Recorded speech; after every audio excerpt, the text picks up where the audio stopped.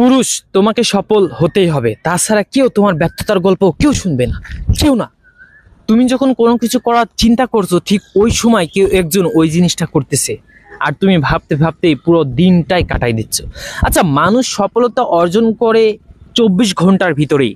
Mark জোকারবারও কিন্তু এই 24 ঘন্টা কাজ লাগিয়ে কিন্তু সফলতা অর্জন করতে পেরেছে। বিল গেটস 24 ঘন্টাকে কাজে লাগাই সফলতা অর্জন করতে পেরেছে। আর আপনি 24 ঘন্টা শুধু ভেবেই গেলেন, দিনটা কাটাইয়ে দিলেন।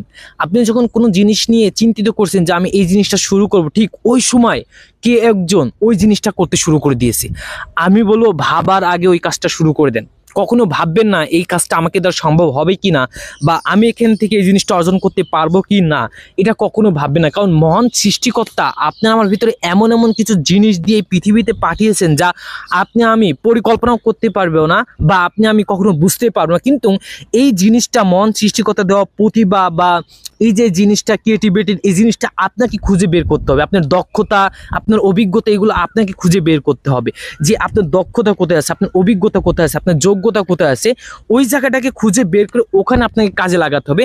ওই জায়গাটাতে আপনাকে বেশি করে ইন্টেনশন দিতে হবে। দেখবেন আপনি আজ হোক বা কাল হোক কিংবা 2 বছর পরে হলেও সফলতা অর্জন করতে পারবেন। আর যদি আপনি মনে করেন যে আমি এই জিনিসটা ভাবছি, আমি একটা রেস্টুরেন্ট দেবো, আপনি ভাবছেন, ঠিক ওই সময় কেউ একজন একটা রেস্টুরেন্ট দিয়ে বসে পড়ছে।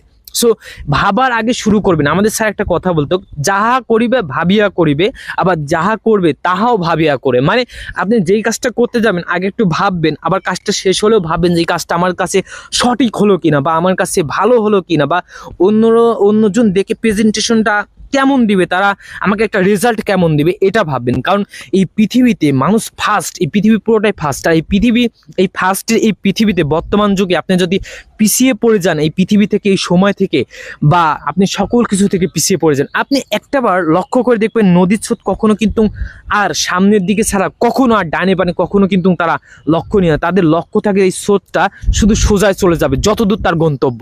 ঠিক আপনার গন্তব্যটাও যতদূর থাকবে সফলতা না আগ পর্যন্ত, ততদূর আপনি স্রোতের মতোই চলতে থাকবেন। আল্লাহ হাফেজ। আমি আবির হোসেন রনি।